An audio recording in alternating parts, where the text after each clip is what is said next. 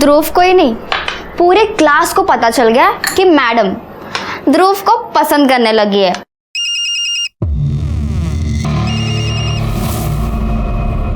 अरे नाश्ता तो करके जाओ, बीच में ही छोड़ के चले गए। हेलो, तुम्हें समझ में नहीं आता? एक बार तुम्हें मना किया था ना मैंने कि फोन मत करना। तो मेरा फोन क्यों नहीं उठा रहे थे? अरे बिजी था इसलिए नहीं उठाया फोन तुम्हारा मैंने। मकान मालिक जब भी मुझे मिलता है हमेशा यही पूछता है, आपके पति आपके साथ नहीं रहते क्या? अब तुम ही बोलो कि उन्हें क्या बोलूं मैं? अरे वो कौन होता है ये सब पूछने वाला? उसका क्या लेना देना इन सब बातों से? देखो फालतू में गुस्सा मत करो, तुम घर आ जाओ, उनका मुंह खुद ब खुद बंद हो जाएगा। और देखो अगर मैं मुश्किल में पड़ी ना तो फिर तुम्हें भी मुश्किल में डालूं। तुम धमकी दे रही हो मुझे? धमकी नहीं दे रही हूँ, बस बता रही हूँ अगर मुझे ये घर छोड़ना पड़ा ना तो फिर मुझे तुम्हारे घर पे आके तुम्हारी बीवी के साथ रहना पड़ेगा। बकवास बंद करो, आज आ रहा हूं मैं। पर बस याद रखना तुम्हें पैसे लेकर आने हैं। उसी के इंतजाम में लगा हूं। Okay bye.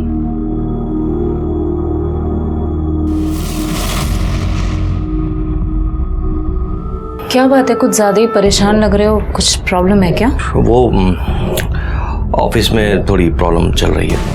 अरे मैं ऑफिस के लिए लेट हो रहा हूँ, मैं देर हो गया था।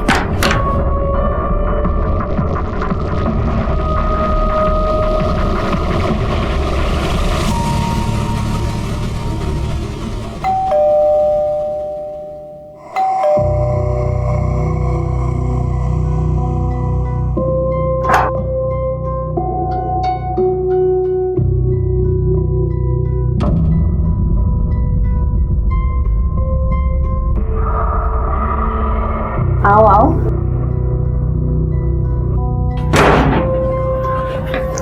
पता है मैंने तुम्हें कितना मिस किया?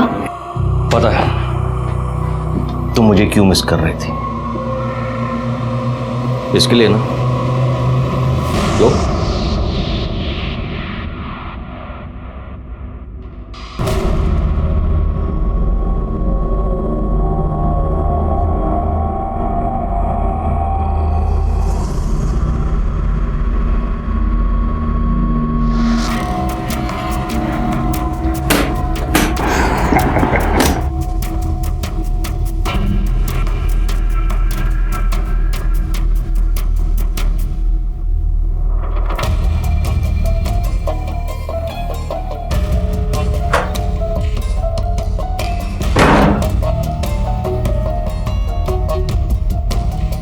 बहुत स्ट्रेस्ड लग रहे हो, तुम रिलैक्स करो, मैं तुम्हारे लिए ड्रिंक लाती हूँ।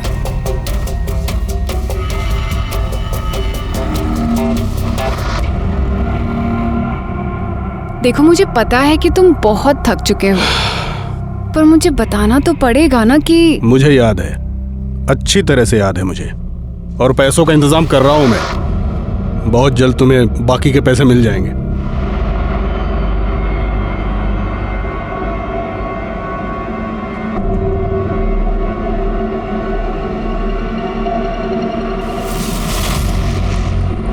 पहले मुझे मेरे पैसे दो, उसके बाद तुम्हें जो चाहिए होगा सब मिलेगा।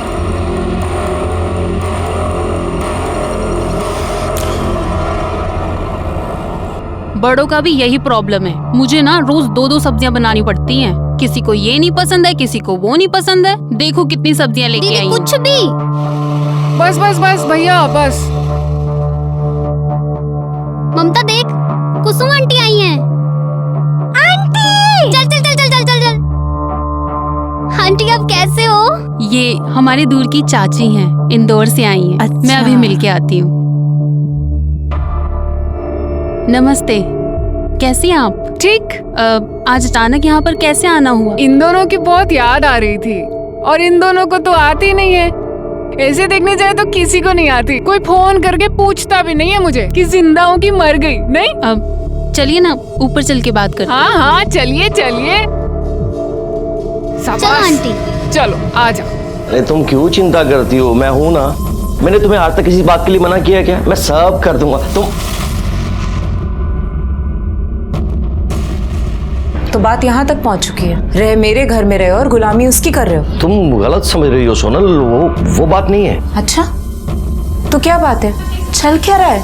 मुझसे तो कभी इतने प्यार से बात नहीं की जितनी उस कमीनी से कर रहे थे। क्या बकवास कर रही हो तुम? और किसी के भी सामने शुरू हो जाती हो तुम। एक मिनट,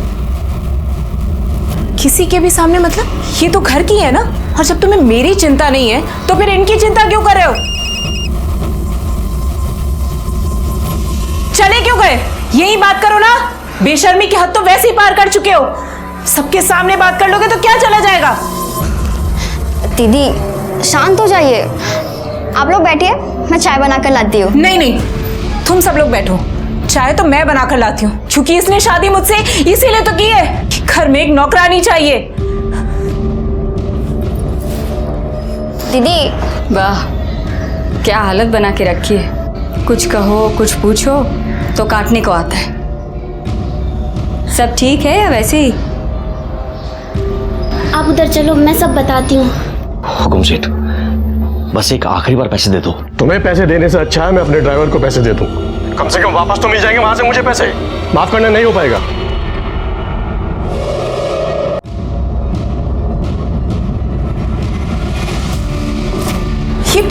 ये लिपस्टिक है ना? ये लिपस्टिक का दाग है ना? लिपस्टिक है ना ये रवि? लिपस्टिक? जीजू आज तो हद ही हो गई। अबे छोड़ो तुम लोग, नींद आ रही है मुझे, तंग मत करो। अच्छा, तो बात यहाँ तक आ गई है। सुबह सुबह व्यायाम करने से मस्त फील होता है, अच्छा लगता है एकदम।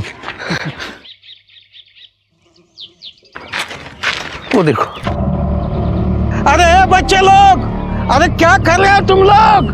हाँ, अरे जिसकी गाड़ी होगी अगर उसने देख लिया ना तो बहुत मार पड़ेगी तुम लोगों को। अरे अंकल, ये किसी की गाड़ी नहीं है, 2 दिन से ही यहीं पे, और कोई लेने भी नहीं आया।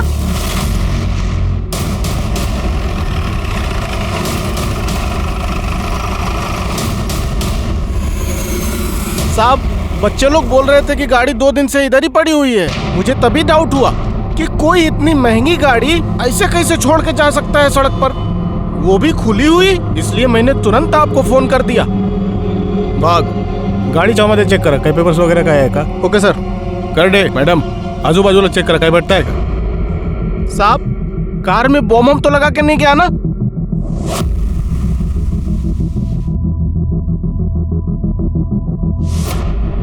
सर, हे बघा, तुम्ही इथेच थांबा।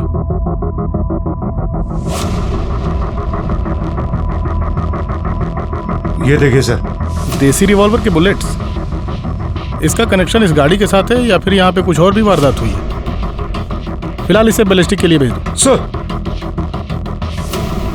सर, गाड़ी पूरी खाली है, कोई पेपर या डॉक्यूमेंट्स नहीं मिला।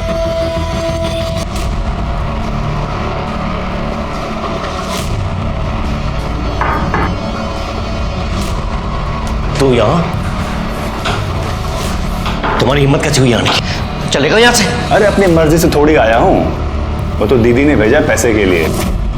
अरे भाड़ में गई तेरी दीदी, चल निकल यहाँ से, निकल। सिक्योरिटी, इसे धक्के मारकर यहाँ से बाहर निकालो, चल निकल। और आइंदा से दिखना नहीं चाहिए मेरे को, हैं? वरना तुम्हारी ख्याल नहीं, चल निकल। ये आपने ठीक नहीं किया जीजा जी।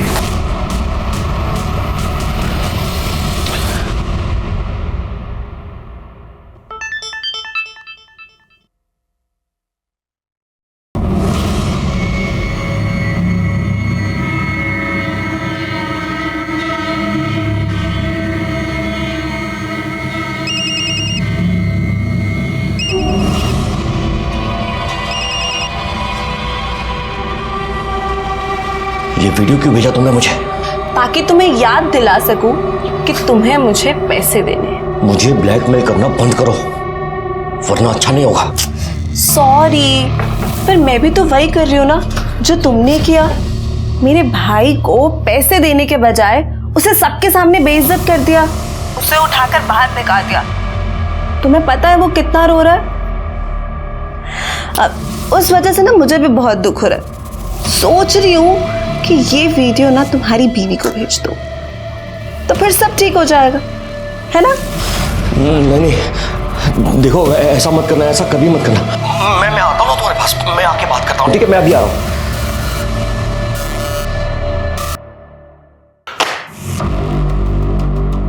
गायकवाड़, बैलिस्टिक रिपोर्ट से तो ये साबित होता है कि वो बुलेट्स किसी देसी रिवॉल्वर के ही हैं। लेकिन सर अब तक ये साबित नहीं हो पाया है कि उन शेल्स का उस गाड़ी के साथ कोई कनेक्शन है या नहीं। ये भी हो सकता है उन शेल्स का गाड़ी के साथ कोई कनेक्शन हो ही ना। नहीं, कनेक्शन तो है, वरना इतनी अच्छी खासी चालू कंडीशन की गाड़ी कोई ऐसी सुनसान जगह पर छोड़कर क्यों जाएगा। आरटीओ से उस गाड़ी की डिटेल्स मंगवाए सर, जल्दी आ जाएंगे।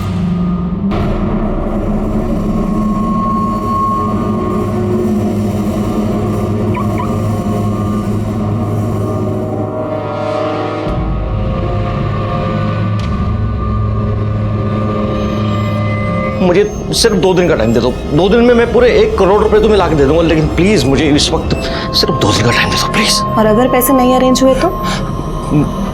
तुम्हें जो अच्छा लगेगा ना तुम वो करना, और मैं तुम्हें कुछ नहीं बोलूंगा, प्रॉमिस।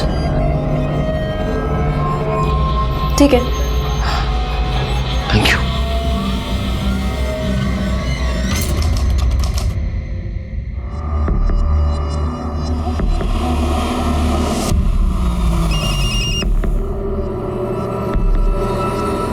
कहाँ हो तुम? 6 बज चुके और तुम अभी तक नहीं आए। हाँ, तुम्हारे घर के बाहर ही हूँ, बस 2 मिनट में आ रहा हूँ। ठीक है, जल्दी आओ।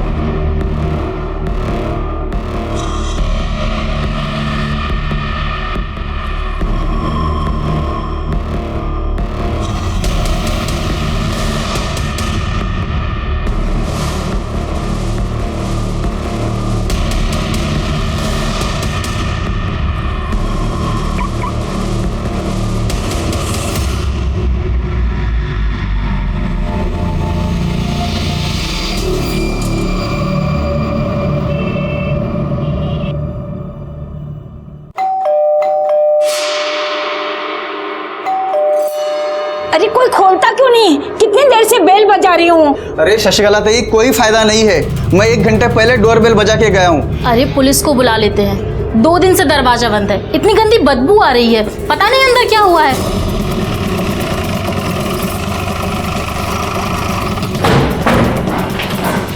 नमस्कार साहब। सर मैं शर्मा, मैंने ही आपको फ़ोन किया था। क्या हुआ? सर ये फ्लैट नंबर 2 है, ये पिछले 2 दिन से बंद है साहब। बुरी तरह से बदबू आ रहा है। किसका फ्लैट? रमाकांत जी का। रमाकांत जी। हाँ जी सर। नमस्ते। आपका फ्लैट? हाँ सर, मेरा ही फ्लैट है। अभी 2 महीने पहले एक फैमिली को भाड़े पे दिया था, सुषमा और उसका पति रवि सिन्हा। डुप्लीकेट चाबी है आपके पास? हाँ है ना सर, आइए। आइए। कुछ गड़बड़ लग रही है, इसीलिए आपका वेट कर रहे थे।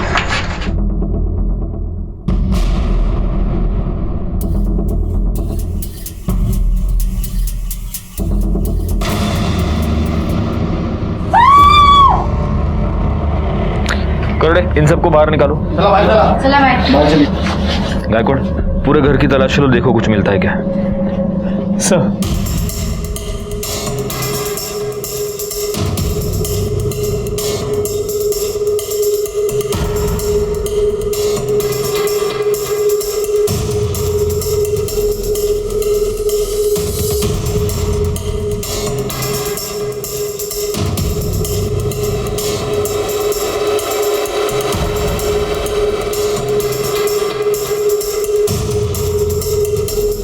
कुछ मिला? नहीं सर, कोई आईडी प्रूफ या कोई मोबाइल वगैरह कुछ नहीं। सर ये बुलेट का शेल है, इसी से उस पर फायर किया गया है, और मर्डरर ने बड़ी चालाकी से इस तकिए में से बुलेट फायर की है ताकि आवाज ना हो और वो अपना काम करके चुपचाप निकल जाए। एक काम करो गायकवाड़, रख दो उसको। इस शेल को बैलिस्टिक टेस्टिंग के लिए भेज दो और बॉडी को पोस्टमार्टम के लिए भेज दो। जी सर।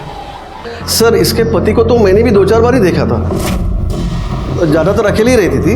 मैंने 1-2 बार पूछा भी था तो बोली कि वो काम की वजह से ज़्यादातर बाहर ही रहते हैं। इसके पति का मोबाइल नंबर है तुम्हारे पास? हाँ हाँ है ना सर। गायकवाड़ बोला। सर रवि सिन्हा का नंबर स्विच ऑफ।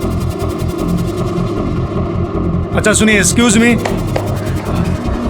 आप में से किसी ने भी इस फ्लैट में इन पति पत्नी के अलावा किसी को आते जाते देखा है? हाँ सर, एक लड़का आता था, मैंने पूछा भी था कि ये कौन है, तो उन्होंने बोला कि भाई है मेरा। भाई? रमाकांत जी, आपको किसी ऐसे लड़के के बारे में कुछ पता है? जी नहीं सर। अच्छा, इस लड़के का कोई मोबाइल नंबर, एड्रेस किसी के पास? नहीं सर।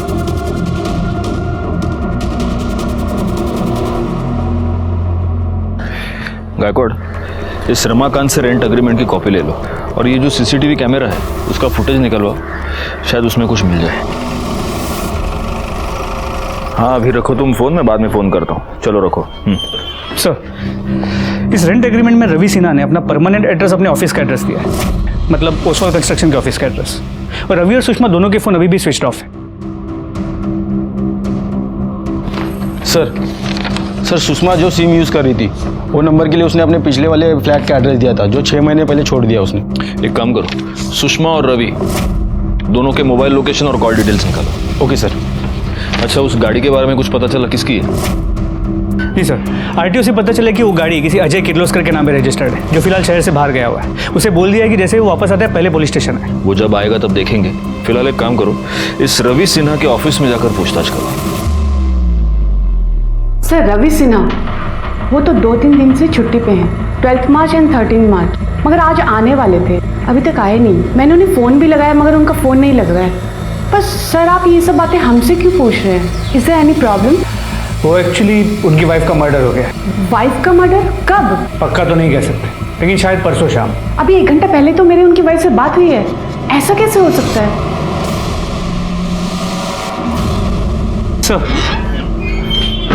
सर एक कंफ्यूजन है। रवि सिन्हा के ऑफिस के एचआर से पता चला है कि उसकी एक्चुअल वाइफ का नाम तो सोनल सिन्हा है और वो भक्ति पार्क में रहती है अपनी दोनों बहनों के साथ। तो फिर ये सुषमा सिन्हा कौन है? सर मोबाइल फ़ोन के लोकेशन के मुताबिक रवि सिन्हा का फ़ोन 13 मार्च को शाम को 7 बजे शिवाजी नगर के भक्ति पार्क के आसपास बंद हुआ है। और सर सुषमा का फ़ोन रात को 10:30 बजे उसके घर से भक्ति पार्क तक ट्रैवल करता दिख रहा है और उसका फ़ोन रात को 11 बजे वही आसपास बंद हुआ है। अब इसकी जड़ तक पहुंचने के लिए हमें भक्ति पार्क ही जाना होगा, क्योंकि वहीं पर जाकर दोनों के फ़ोन स्विच ऑफ हुए हैं और भक्ति पार्क में ही इसकी सो कॉल्ड ऑफिशियल वाइफ भी रहती है। चलो। क्या वहां भी नहीं पहुंचे? प्लीज आपको कुछ भी पता लगता है तो जल्दी बताइए।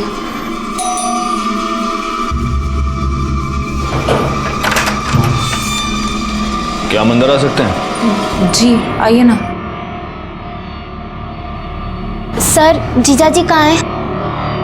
रवि सिन्हा कहाँ है? सर पता नहीं कहाँ है वो।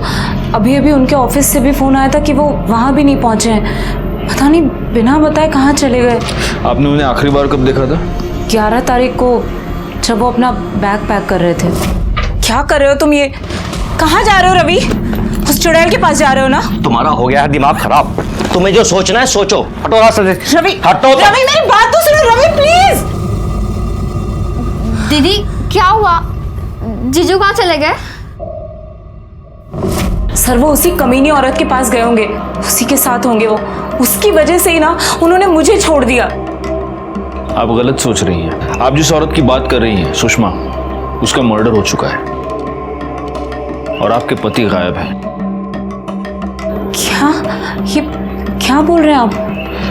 आप अपने और आपके पति के बारे में कुछ बता सकती हैं? सर हम दोनों मैट्रिमोनी साइट से मिले थे। कुछ 4 साल पहले हमारी शादी हुई थी। फादर नहीं थे मेरे और शादी के बाद मम्मी की भी डेथ हो गई थी। फिर रवि ने डिसाइड किया कि ये दोनों भी हमारे साथ ही रहेंगी। सर जीजू बहुत अच्छे हैं, उन्होंने हमेशा हमारा ध्यान अपनी बेटियों की तरह रखा, कभी फील नहीं होने दिया कि हमारे माँ बाप नहीं है। सर प्लीज़ सर, जीजू को दूर दीजिए सर, प्लीज़ प्लीज सर। आपको यकीन है कि 11 तारीख के बाद आपके पति आपको मिले ही नहीं? नहीं सर। आप सच बोल रही हैं? क्योंकि 13 तारीख की शाम को आपके पति का फोन स्विच ऑफ होने से पहले आपके घर के पास ही दिखा है।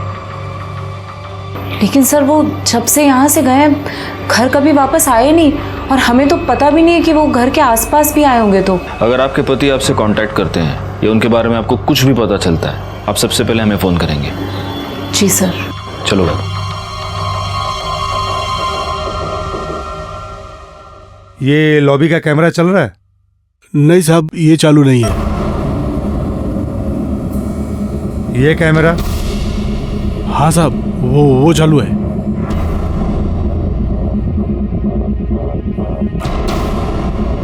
बैकवर्ड, मुझे इस कैमरे के 11 से 13 मार्च के बीच की सारी फुटेज चाहिए और वो सोनल और उसकी दोनों बहनें ममता और कामना, उनके मोबाइल लोकेशन और कॉल डिटेल्स वो भी निकलवाओ। सर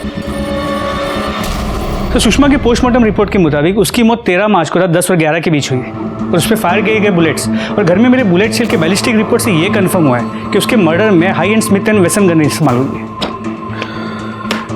गायकवाड़, सुषमा के घर में हमें फोर्स्ड एंट्री का कोई भी निशान नहीं दिखा। इसका मतलब उसका मर्डर किसी ऐसे आदमी ने किया है जिसको वो जानती थी, और हो सकता है कि वो आदमी रवि सिन्हा ही हो। रवि सिन्हा का फोन शाम को 7 बजे स्विच ऑफ हो गया भक्ति पार्क में, इसलिए अब हमें यह पता लगाना मुश्किल है कि जब सुषमा का मर्डर हुआ तब रवि सिन्हा कहाँ था। सर, हमें जो लावारिस कार मिली थी उसका ओनर आ गया। मैंने तो सिन्हा के एजेंट को सारे डॉक्यूमेंट दिए थे, पता नहीं उसने अब तक ट्रांसफर क्यों नहीं किया। एक मिनट, आपने ये गाड़ी रवि सिन्हा को बेची थी? हाँ सर, कोई प्रॉब्लम है क्या?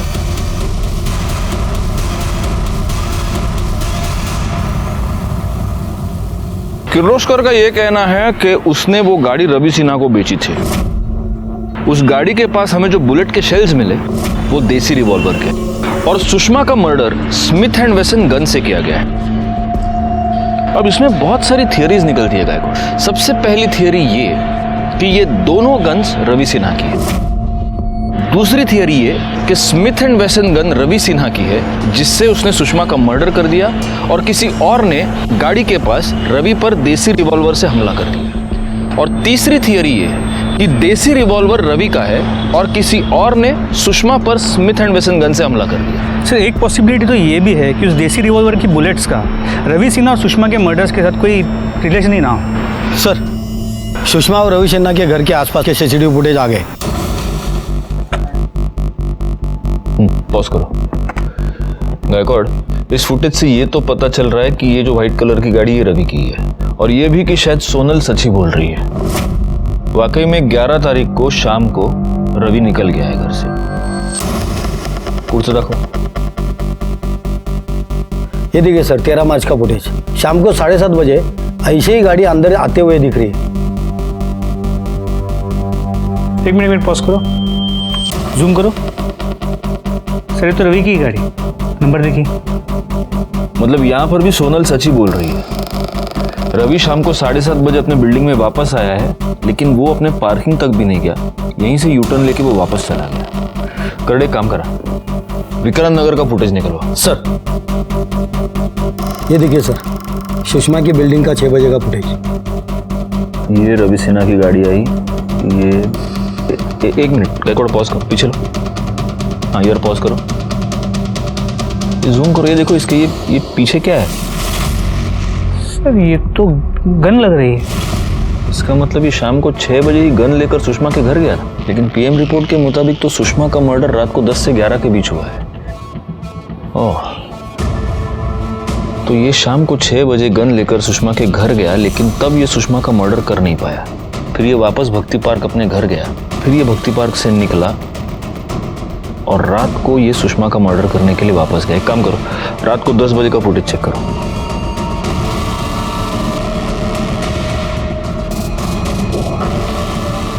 ऐसे कैसे हो सकता है? मतलब रात को रवि सिन्हा वापस आया ही नहीं? सर, सुषमा की बिल्डिंग में पीछे से भी एक एंट्रेंस है, यहाँ पे लाइट ज़्यादा नहीं है, काफ़ी अंधेरा होता है, और वहाँ पे सीसीटीवी कैमरा भी नहीं। हो सकता है कि रवि सिन्हा वहाँ से आया।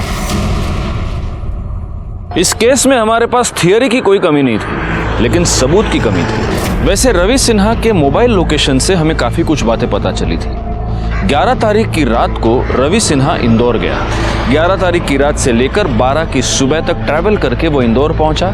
13 की सुबह वो इंदौर से वापस निकला और शाम तक पुणे आया। जिन बच्चों और बुजुर्गों को रवि की गाड़ी मिली थी, उन्होंने यही बताया था कि 13 तारीख की रात से वो गाड़ी वहीं पर थी। ममता, कामना और सोनल के मोबाइल रिकॉर्ड से ये पता चला कि ये तीनों औरतें 13 तारीख की रात से लेकर अगले दिन सुबह तक अपने घर पर ही थी। वैसे ममता और कामना के मोबाइल रिकॉर्ड्स में हमें एक नंबर मिला था जो इंदौर का था, और जिस नंबर पर ये दोनों लड़कियां लगातार टच में थी, और ये नंबर कुसुम सिन्हा नाम की किसी औरत के नाम पर रजिस्टर्ड था। एक और इंटरेस्टिंग फैक्ट ये पता चली थी कि कॉलेज में ममता और कामना का नाम सिन्हा नाम से रजिस्टर्ड था, लेकिन अगर वो सोनल की बहनें थी तो उनका नाम पांडे होना चाहिए था। सर, कामना और ममता मेरी बहनें नहीं हैं। बहन नहीं है तो फिर क्या है? बेटियां हैं। क्या? सगी नहीं, सौतेली बेटियां हैं। मतलब? रवि की पहली बीवी कुसुम है, कामना और ममता उन्हीं की बेटियां हैं। तो फिर आपने इन्हें अपनी बहन बनाने का नाटक क्यों किया? सर, रवि इंदौर के पास एक गांव से हैं। 10 साल पहले कुसुम के साथ उनकी प्रॉब्लम की वजह से उन्होंने कुसुम को डिवोर्स दे दिया था और वो पुणे शिफ्ट हो गए थे। फिर करीब 4 साल पहले हमारी मुलाकात एक मैट्रिमोनी साइट पे हुई। फिर हम दोनों ने शादी कर ली। उन्होंने मुझे अपनी पहली बीवी से हुए बच्चों के बारे में बताया था और वो उनके फ्यूचर को लेके भी काफ़ी परेशान थे। फिर मैंने उनसे कहा कि क्यों ना हम बच्चों को यहाँ पुणे ले आएं और बेटर फ्यूचर देने की कोशिश करें, तो वो मान गए और फिर मैं खुद कुसुम दीदी से बात करने इंदौर गई थी। दीदी, इंदौर थोड़ा छोटा सिटी है। पुणे में इन लोगों के लिए अपॉर्चुनिटीज़ थोड़ी ज़्यादा हैं और इनका फ्यूचर भी सिक्योर हो जाएगा। और मैं आपसे प्रॉमिस करती हूँ, इन्हें किसी भी चीज़ की कोई कमी नहीं होगी। और आप तो यहाँ हैं ही, आप जब भी चाहें पुणे इनसे मिलने आ सकती हैं। महान बनने की कोशिश कर रही है ना? पहले मेरे पति को छीन लिया, मेरे बच्चों को छीनने आई। तेरी ना महानता में निकालती। चल यहाँ से, मेरे घर में घुसने की कोशिश मत कर। चल यहाँ से, बढ़िया ही। हमने इन्हें खुद कांटेक्ट किया और फिर जैसे तैसे माँ को भी मना लिया। पापा चले? हाँ चलते हैं। तब से ये दोनों यहाँ रहने लगी और रवि तो आज भी कुसुम दीदी को उनका खर्चा देते हैं। नहीं, लेकिन अभी भी मेरे एक बात समझ में नहीं आ रही कि रवि अपनी ही बेटियों को अपनी सालिया बनाकर यहाँ पर क्यों रख रहा था? सर, उन्हें लगता था कि अगर वो इन्हें अपनी बेटियाँ बताएंगे तो उनके करियर में प्रॉब्लम हो सकती है। उनके ऑफिस में कोई नहीं जानता था कि उनकी पहले भी एक शादी हो चुकी है और उससे उन्हें बच्चे हैं। खैर, 11 तारीख के बाद रवि ने आपसे कांटेक्ट करने की कोई कोशिश की? उसकी कोई खबर? नहीं सर। हाँ बोलो। ठीक है, हम वहाँ आते हैं। सर, एक आदमी की डेड बॉडी मिली है। कहाँ पर? सर, उस दिन में जो गाड़ी मिली थी उसके पास एक मटन शॉप है, उसके पीछे।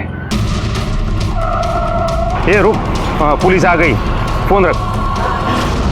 साहब, मैं रमज़ान, मैं ही आपको फ़ोन किया था। आओ पीछे की साइड।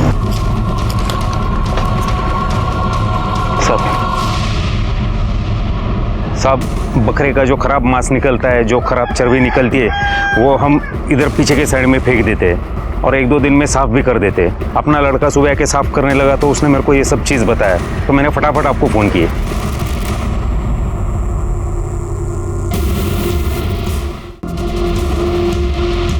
सर, पेट पे मल्टीपल स्टैबिंग की गई और शायद मौत की वजह भी यही है और चेहरा भी बुरी तरह कुचला गया है। शायद उसकी पहचान ना हो सके इसलिए। कर दे, आजू बाजू लो बगा। देखो, आईडी प्रूफ, मर्डर वेपन कुछ मिलता है क्या? गायकवाड़, इसका और कामना और ममता का डीएनए मैच करके देखो। मेरा 6th सेंस ये कह रहा है कि शायद ये रवि सिन्हा है।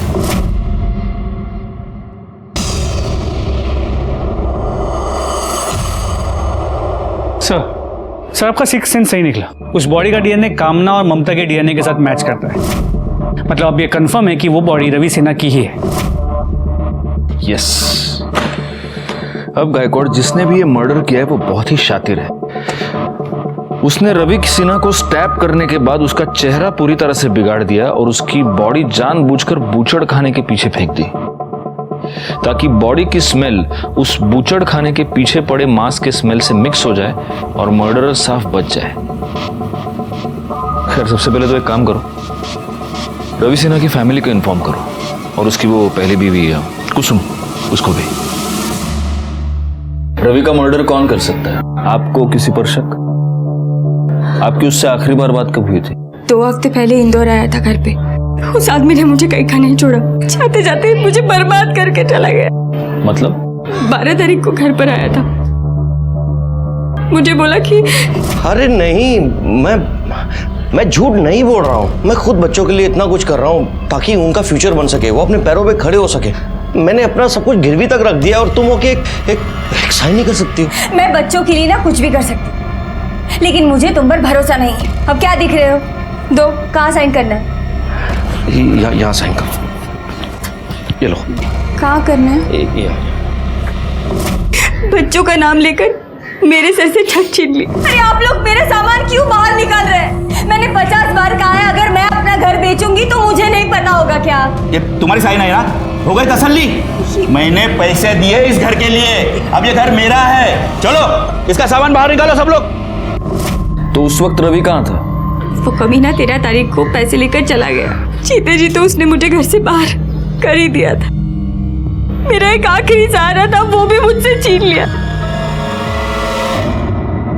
हाँ, पैसे लेके निकल गया। ठीक है। विक्रांत नगर में मिली एक औरत की लाश। पुलिस को उस औरत के पति पर शक था, पर वो पति मर चुका है। तो आखिर में कौन है इन दोनों कत्ल के पीछे? पुलिस का कहना यह है कि वो तहकीकात कर रही है और इससे ज्यादा जवाब उनके पास नहीं है। बोला।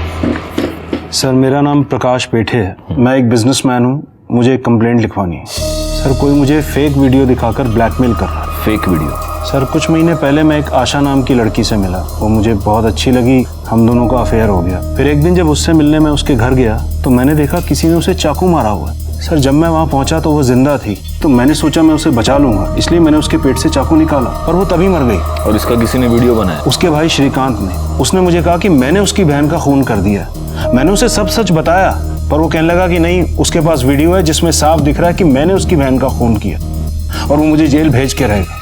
मैं बहुत डर गया था सर। फिर उसने मुझे कहा कि वो ये बात किसी को नहीं बताएगा और बॉडी भी डिस्पोज कर देगा, पर इसके लिए मुझे उसे पैसे देने पड़े, जो मैंने दिए भी। और उसके बाद भी श्रीकांत और उसकी बहन मालती वो मुझे ब्लैकमेल करते रहे। अगर 2 घंटे के अंदर ना तुमने मुझे पैसे नहीं भेजे ना, तो वो वीडियो ना तुम्हारे घर वालों को भेज के ना तुम्हारी परेशानी का इंतजाम कर दूंगी।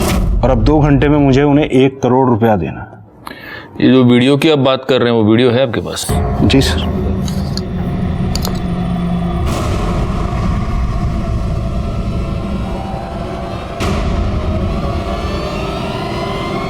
एक मिनट, इस वीडियो में ये जो लड़की दिख रही है, ये क्या नाम बताया ना? आशा जी? नहीं, आशा नहीं, ये तो सुषमा है और इसका मर्डर 13 तारीख को हुआ है। एग्जैक्टली सर, मैं भी यही कह रहा हूँ। एक लड़की 2 बार कैसे मर सकती? गायकवाड़, ये कोई बहुत बड़ा स्कैम लग रहा है। मतलब सुषमा ने आपको झूठे प्यार के जाल में फंसाया, फिर उसका फेक मर्डर किया गया और इसके फेक मर्डर के लिए अब इसका वो सो कॉल्ड भाई और बहन आपको ब्लैकमेल कर रहे हैं। गायकवाड़, अब हम भी एक जाल बिछाते हैं। उस जाल में शायद ये असली कल्प्रिट पकड़े जाएं।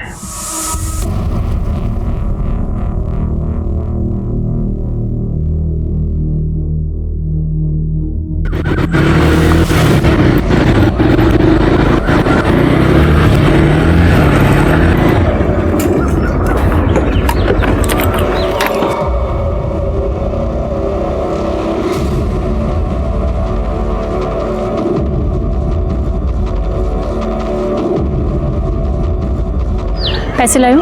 लाया हूँ।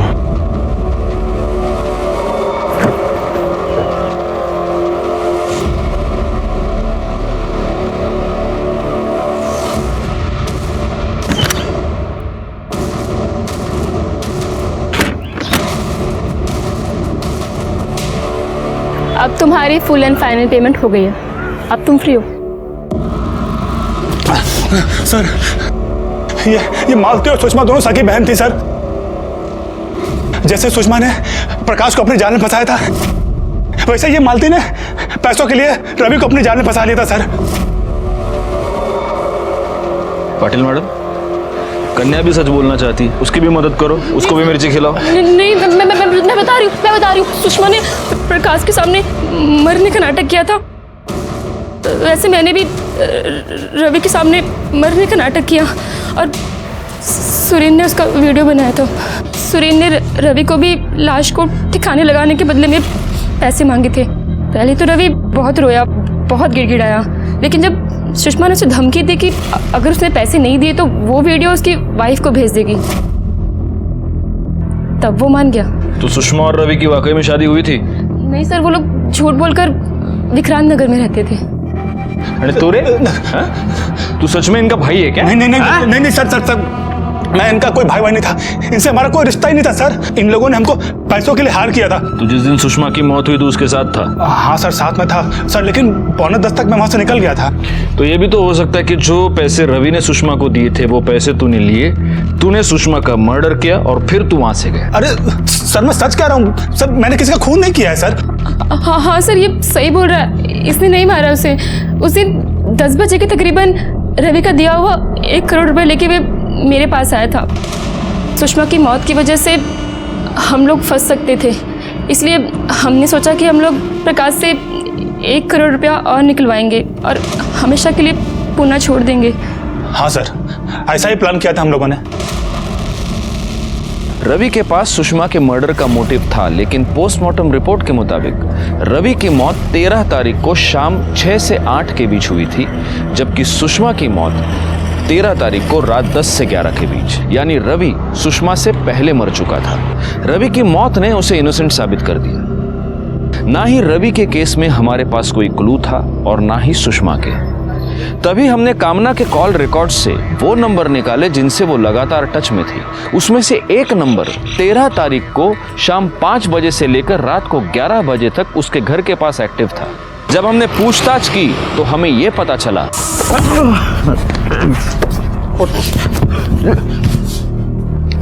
सर, मैंने सुषमा को नहीं मारा है। मैं कामना की मदद कर रहा था सर, भरोसा करिए मेरे पे सर, मैंने नहीं मारा उसे। कामना? तो क्या कामना ने अपना फ्यूचर सिक्योर करने के लिए सुषमा का मर्डर किया था? नहीं सर, मैंने सुषमा को नहीं मारा, मैं तो सिर्फ अपने परिवार को टूटने से बचाना चाहती थी सर। कामना और ध्रुव सुषमा के केस में दोनों सिर्फ मोहरे थे, असली मर्डरर कोई और ही था। सब मुझे डाउट तो पहले से ही था कि रवि का कहीं अफेयर चल रहा है, लेकिन कंफर्म उस दिन हुआ जब ध्रुव और कामना ने विक्रांत नगर में रवि का पीछा किया। वो घर mister and missus Ravi Sinha के नाम पर था। मुझे लगा रवि ने सुषमा से शादी कर ली है, सुषमा को किसी भी हाल में अपने रास्ते से हटाना चाहती थी, इसीलिए मैंने ध्रुव की मदद ली, क्योंकि ध्रुव रिच और पावरफुल फैमिली से बिलोंग करता है। फिर मुझे ध्रुव ने वो गन लाकर दी जिससे मैंने सुषमा को मारा। 13 तारीख की शाम को हम तीनों ने अपना फ़ोन साइलेंट पे करके घर पे ही छोड़ दिया था। फिर हम लोग प्लान के मुताबिक सुषमा के घर के बाहर पीछे के रास्ते से पहुंचे।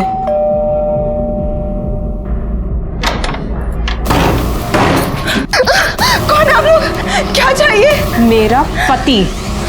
सुषमा को मारने के बाद मैंने उसका फ़ोन उठाया और अपनी बिल्डिंग के पास लाकर डिस्ट्रॉय कर दिया। मैंने इस शादी को बचाने के लिए क्या कुछ नहीं किया सर, लेकिन उसने उस सुषमा से शादी करने से पहले मेरे बारे में एक बार भी नहीं सोचा। सोनल, तुम्हारी जानकारी के लिए बता देता हूँ, रवि और सुषमा की शादी कभी नहीं हुई थी। सुषमा, उसका भाई और उसकी बहन मालती, तीनों ने मिलकर रवि को झूठे प्यार के जाल में फंसाया था और वो तीनों उसे ब्लैकमेल कर रहे थे।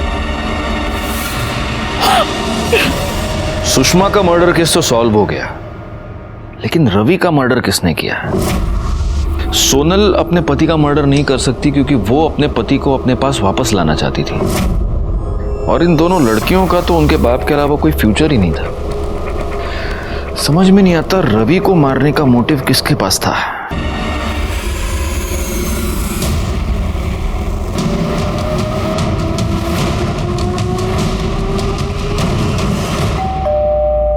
तू बैठ, मैं देखती हूँ। जी विवेक,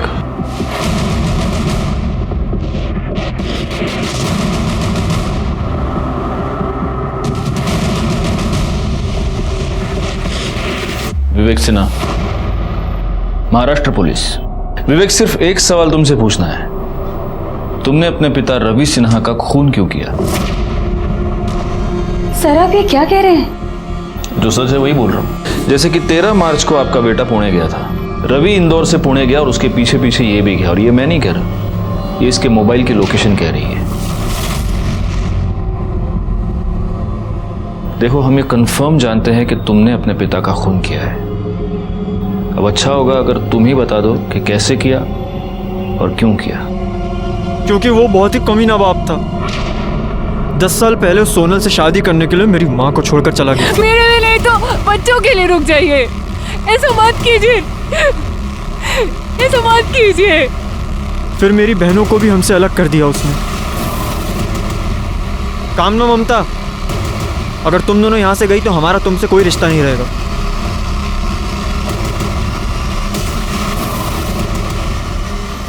मैं सब कुछ भूल जाता, लेकिन उन्होंने मेरी माँ के साथ गलत किया और हमारा घर बेच दिया। मैंने उसी दिन तय कर लिया था कि मैं इस आदमी को जिंदा नहीं छोड़ूंगा। फिर मैं पुणे गया।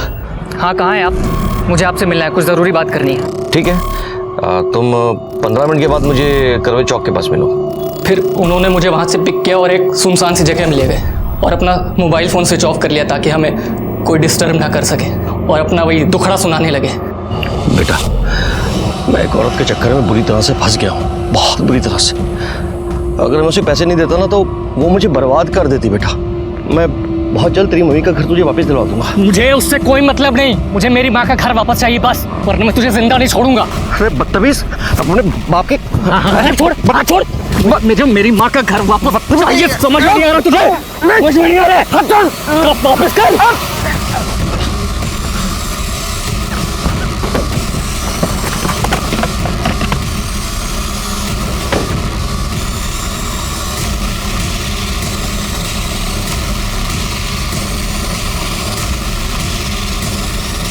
आगे मत बढ़ो वरना मैं सचमुच गोली मार दूंगा। कुचड़ खाने के पीछे फेंक दी। चाकू मैंने रास्ते में एक नदी में फेंक दिया था।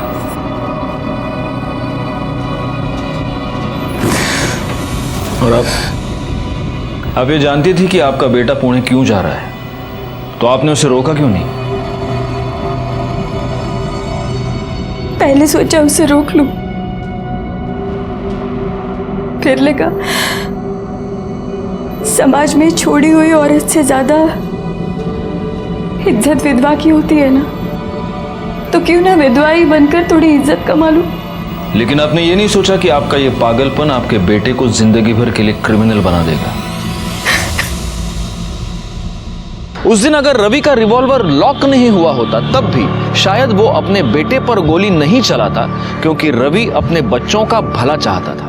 लेकिन उसकी एक गलती ने सब कुछ बर्बाद कर दिया। रवि की जान चली गई और उसका पूरा का पूरा परिवार सलाखों के पीछे पहुंच गया।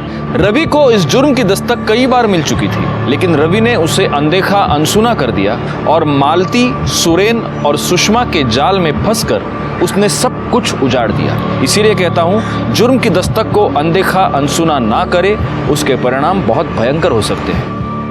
इसी के साथ मैं सीनियर इंस्पेक्टर राजेश जाधव आपसे विदा लेता हूं। दोबारा मिलूंगा, तब तक सतर्क रहिए और देखते रहिए क्राइम पेट्रोल दस्तक, क्योंकि मकसद बताना नहीं, बचाना है। जय हिंद।